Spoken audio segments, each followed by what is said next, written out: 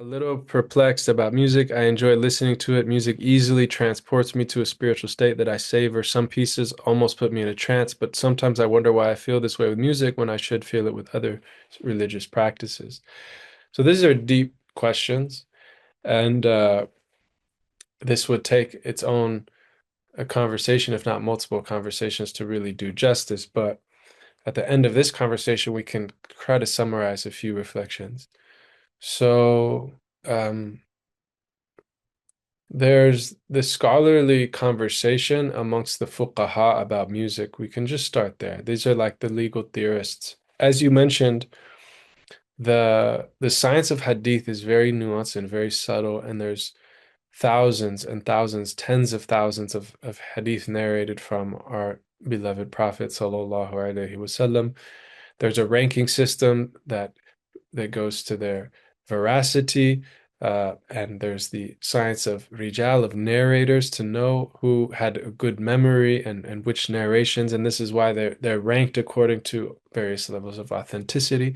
But even if we know that a hadith is authentic, that the question is always, if the Prophet said something, was it specific or was it broad?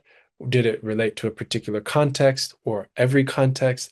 And these are scholarly opinions. So just because we read a hadith, and often the hadith collections are actually like reference works for scholars to get into these legal discussions. This is why there were books of hadith that were written for the common people, but like the idea that everyone could access every hadith without any training in the methodology and science of hadith, it actually causes a lot of challenges.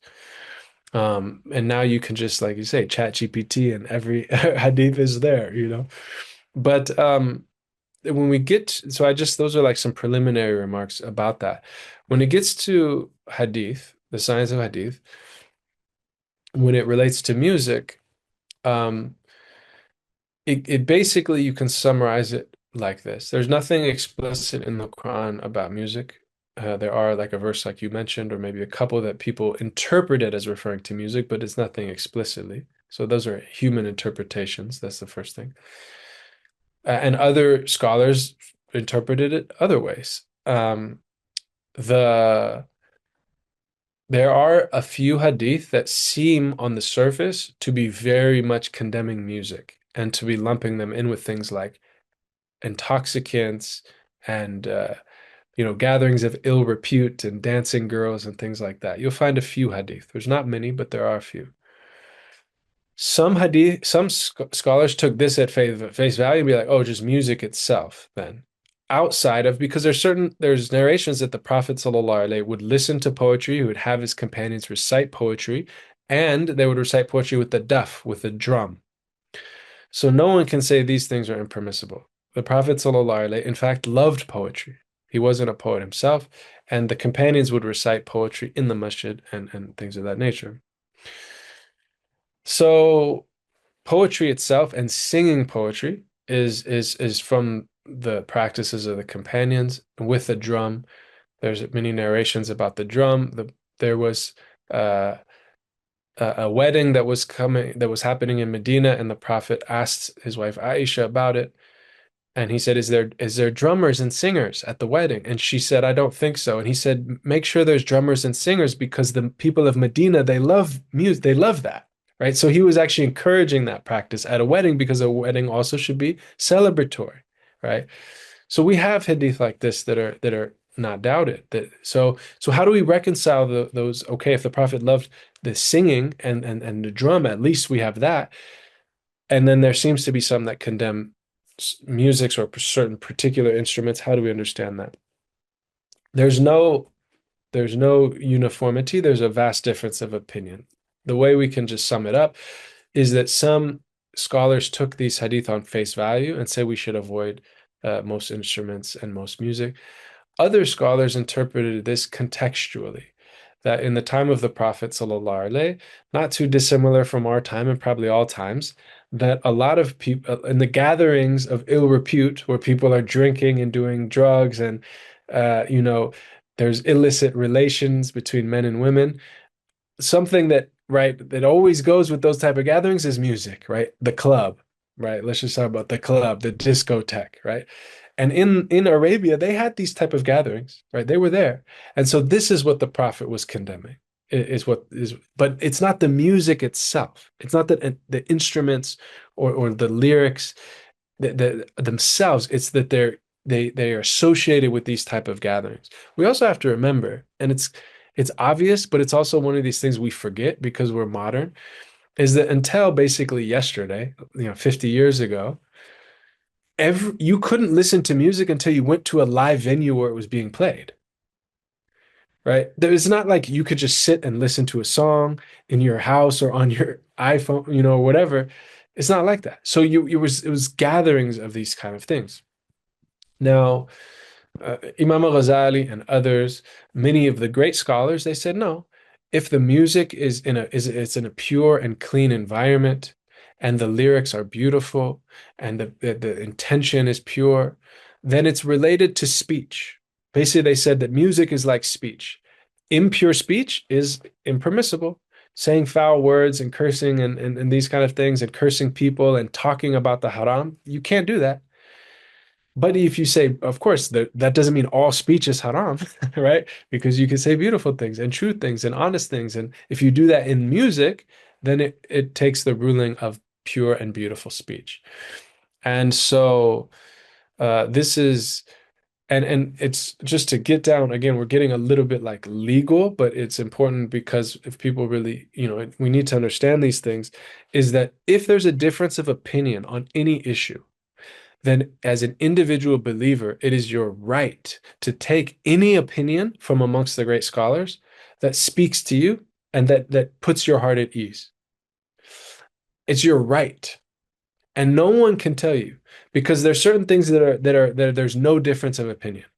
There are actually very few, by the way. But you don't have a right to be like, well, I don't think we should pray 5 times a day, or I don't think alcohol is haram, actually, or I want to eat pig. I like bacon. No, you can't just, right, make your own thing up. But for things that there's a valid difference of opinion amongst the scholars, it's actually your job, in a certain sense, to take the opinion that puts your heart at ease. Because, and so for me, it much more makes sense to me that music is like Ghazali and others, that it has the ruling of speech. Now, I will say, as someone who grew up in a musical environment, grew up making music, I have an experience. Music is very powerful. And this is one thing that I think our tradition gets right. Modern people like ask like music is very powerful. It's like a type of like magic in a certain sense. Because you could play a song and it makes you cry. You play another song, it makes you angry. You play another song, it makes you lustful. You play another song, it makes you, right, laugh. I mean, it's very amazing. So we shouldn't take music lightly. I would say that for sure. It has a profound impact on the heart and on the soul. So that's getting to the more like spiritual dimension of this. And that's why if you read the manuals so Imam al-Ghazali has a book on Sema, on listening to music in the Ihya, and there's a lot of commentary on this. And they talk about right environment, right? That the gatherings, because the Sufis understood that because music is a powerful tool, that if you use it with dhikr in the right gathering with the right people, it will be a profound tool spiritually to grant you openings to certain states, to certain intimacy with Allah. It's true. It's interesting. There was like a French Orientalist who went to the Muslim world like a couple hundred years ago, and he said the Muslims are so sensitive to music and poetry in a way that us Europeans are not. Because I went to their gatherings, and they would just from a human being reciting poetry and like a little drum, people would like pass out. These Muslims were having such intense experiences, and he's like, we're like dense. But in traditional societies, people will be very impacted. And also, there's just certain types of people that are very sensitive to poetry, to music. Not everyone's like that. But in our societies, we understood that certain people are like that. And so they need to channel that in ways that are pure and beautiful. So for instance, in the Ottoman Empire, the Sufi orders, they would cater to different segments of society. So the Naqshbandis were very scholarly. A lot of the scholars associated with that. The Bektashis, they were kind of like in the rural areas, and a lot of the farmers and the other like uneducated people, but they that was their tariqa. Each tariqa had a different thing. The Mevlevis, the order founded around Rumi's teacher, basically every classical musician and poet and composer and artist in the Ottoman Empire was a Mevlevi. So this was the tariqa of artists. And that's not that's really profound because there's certain people are very sensitive to aesthetics, to sound, to color, to lighting, to art. These are people that are artists themselves, or they're just very attuned to art. And they need a spiritual path. They need a spiritual articulation that speaks to that, which is going to be different from a very intellectual, scholarly type, or just someone who works with their hands and has a different, orientation. And so part of the problem now is people associate artists with being irreligious or, right, kind of rebellious. But that's because I really believe we haven't articulated an articulation of our spiritual tradition that speaks to those that are aesthetically sensitive. And if you don't, then they're going to go elsewhere, as if it's. So, and someone mentions Qawwali, the Chisti order was the same in India. It was the all the artists and classical composers in India and the greatest musicians and poets, they were associated with the Chisti order. Muhyiddin Chisti, who basically like created Qawwali music for Dawah, he fed people and then he made this music, sang this sacred poetry to bring the Hindu people to see the light of this deen. So I would just say some people, like the person in the chat, if you're highly sensitive to music and to sounds, then that's beautiful. But you also just protect your heart from listening to things that are impure and just be very observant. Um, but um, so yeah, that's what I would say. This kind of there's a lot of deeper discussion on that, which I won't go into, but the way that I see it, I'm someone who music profoundly impacts me, profoundly, and lyrics in particular, but lyrics with music.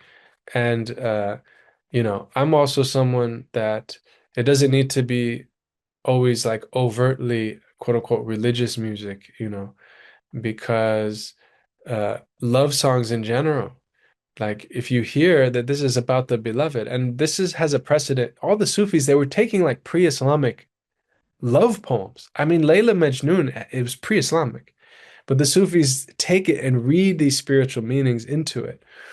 And Imam the Imam Ghazali and others of the scholars, they mention it doesn't matter what the intention of the poet or the musician was, because all these spiritual meanings are there even if they didn't know them. So even if they're talking about their human beloved, they're really talking about divine love, even if they didn't know it, right? It doesn't matter that, right? So, um, these are just some reflections, and I think it's very important for us to cultivate sacred music. We can't let the devil have all the best tunes. But that's just my perspective. Others, and I would never say someone's too conservative or too strict if they say, no, I don't listen to music. That's the position I take. I believe that like because the heart is so sensitive, we should fill it only with the Quran and with the words of God and the Prophet, and maybe some sacred poetry that's sung without music. I respect that, and we should respect that. But they should also respect us because it's a valid difference of opinion. And the people of knowledge, they are like this. This is my experience.